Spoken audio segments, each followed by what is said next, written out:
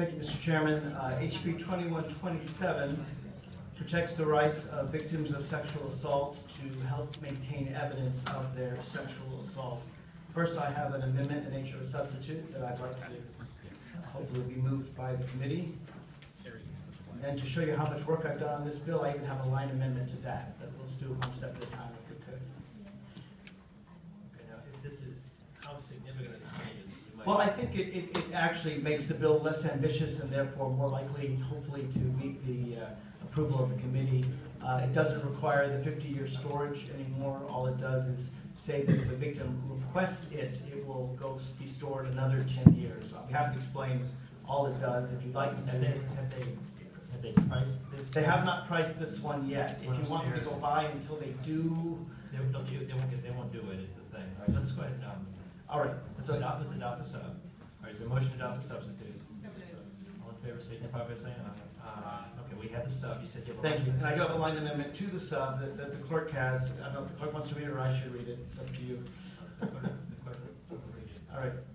Mr. Cotter, go ahead. Mr. Chairman, on line 162 on page 7, strike shall through the division on line 165. Insert after the division, comma, in the absence of a written objection from the victim, comma. And then the existing language picks up on may destroy the anonymous physical evidence recovery kit.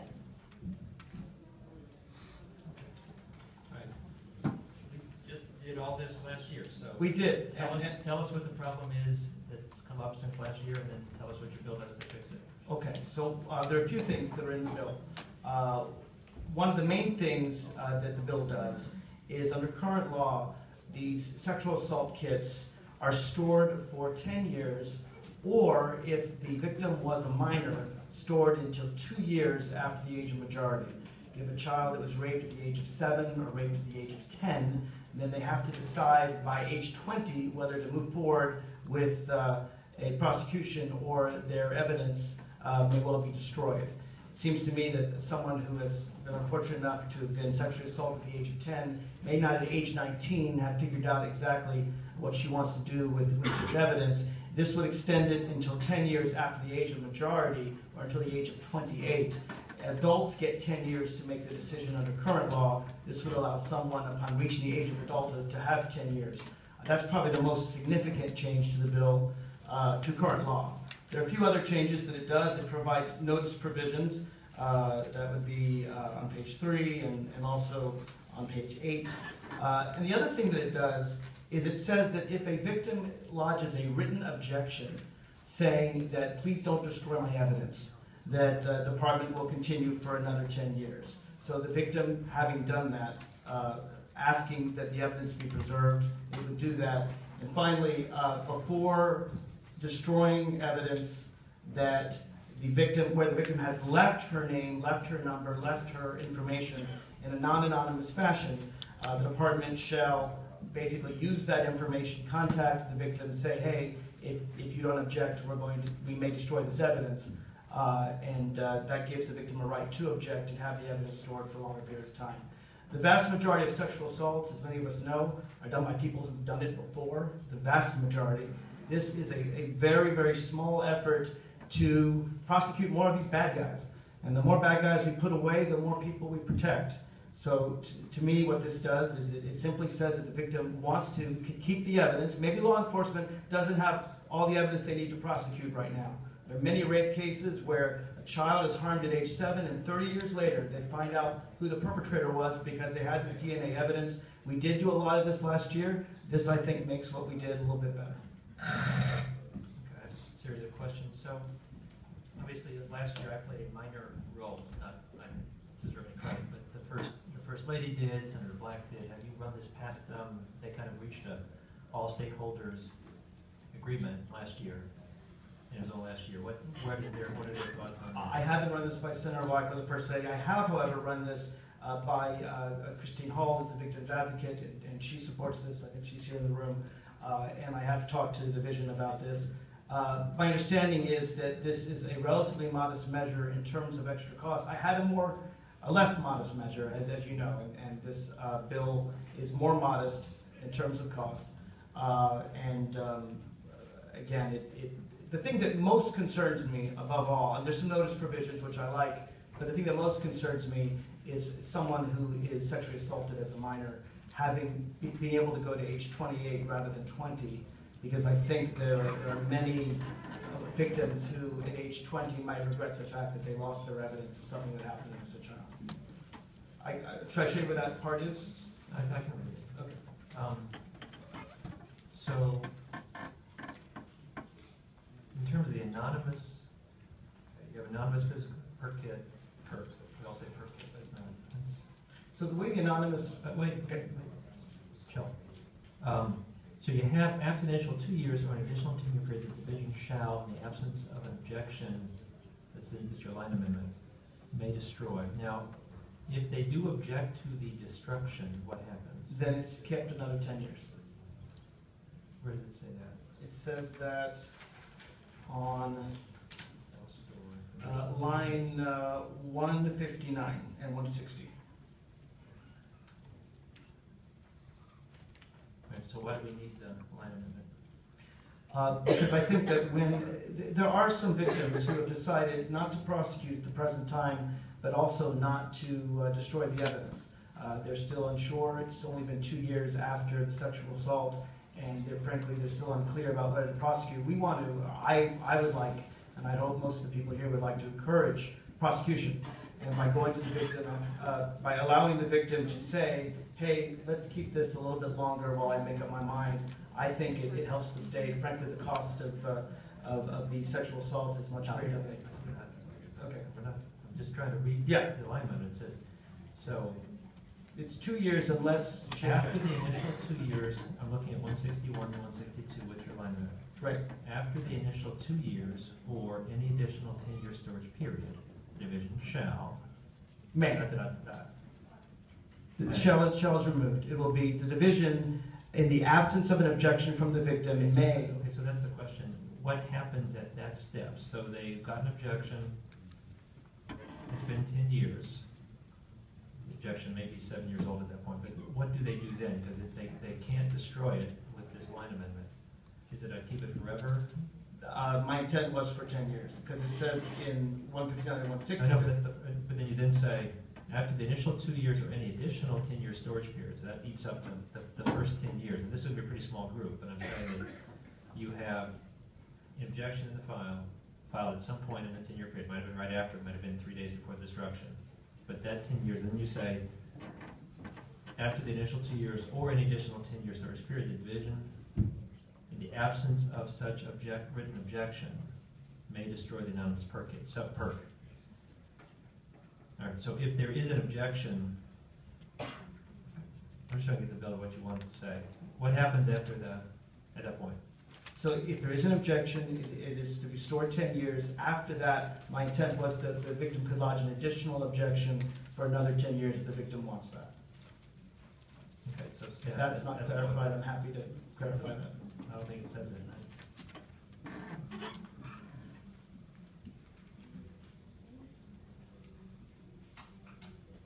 Let's do this. Let's take public comment and then we can. Okay. You can, well, special subcommittee, you can go. Thank you, Chair. We don't have a price tag for this because this is new language. Okay. Should be less. All right. Ms. Hall. Mr. Chair, members of the committee, Christine Hall. With the Virginia Sexual and Domestic Violence Action Alliance, Delegate Levine and I had numerous discussions about this bill at length.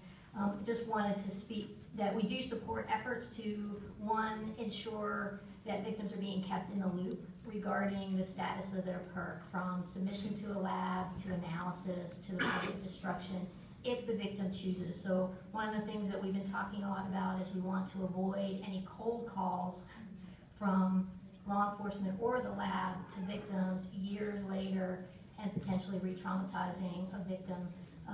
We appreciate that this bill in section 19.2-11.11, that it added a victim's, that's where it speaks to a victim's right to be informed about the analysis and the results, adding the right to be informed of the time frame of the storage upfront in the beginning.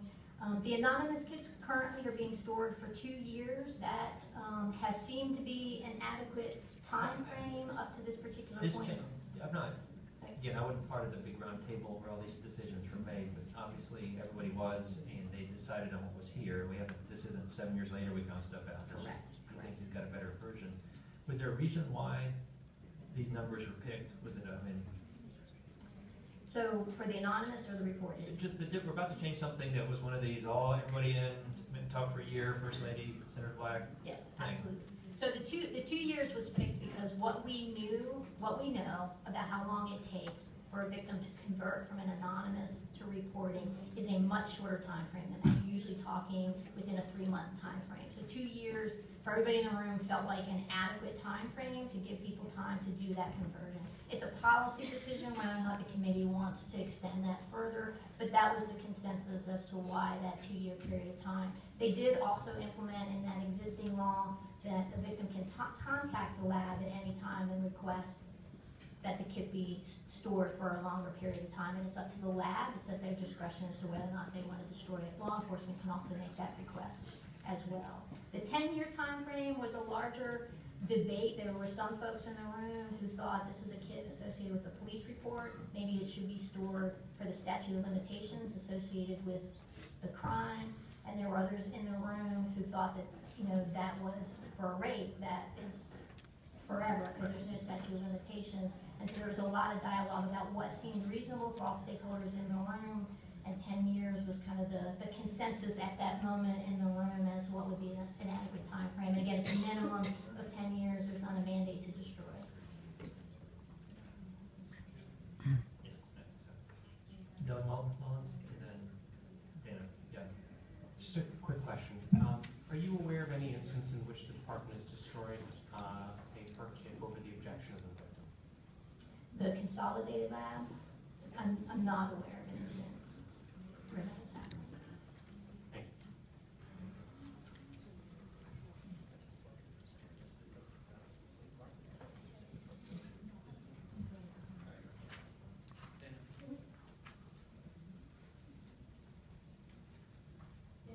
Police Chief, we concur with Christine's comments on this. Our overall concern was that we don't have an onerous storage period when it's pretty clear that the investigation or the prosecution is not going to go forward. The 50-year benchmark that was in the original bill we thought was onerous. So we're happy to work with the committee on what might be a reasonable compromise. Mr. Chairman, briefly. Just to say that part of the concern is not destruction over the victim's written objection, but that particularly in the minor case, where a victim says at age 22, I'm ready now to talk about the rape that happened to me at age 10, and it's already been destroyed. And that's one of my major concerns. One of the things, the nice things the bill does is gives notice of that time frame so that people know their rights and can take rights accordingly. So anybody else have any questions for the table? Members of the public like to be heard. I think we can assume it has some fitness. In other words, so there's going to be a motion to be report and refer. We're dialoguing up here. We get a very modest amount of money for all of the various courts projects that work their way through. I mean, it's a whole process. This is sort of a parallel track outside of that. So appropriations finds the money for you, then they do, but it's not anticipated coming out of whatever other small, tiny little pot we get. But with that, we would, if you wish, if you like the idea of the motion to report and refer. I'm sorry, go ahead. Council. Mr. Chairman, Ms. Buck and I worked on an amendment to fix the problem that you have with the language. I'll yield to her. Go ahead. Mr. Chairman, the new inserted language after the division on line 162 will now read, in the absence of the receipt of a written objection within the most recent 10-year period. That's fine. I mean, 20 years from now, they're still worried about it. They're teleporting this perks to court by monthly. All right. Delegate Miller. It's time to do something. Okay. Motion's made for report and refer. Is there a second? All in favor, signify by saying aye. Aye. Opposed. Okay. Thank you, Mr. Chairman. Yes, sir. All right, we have Delegate Ferris and Delegate Minshew here for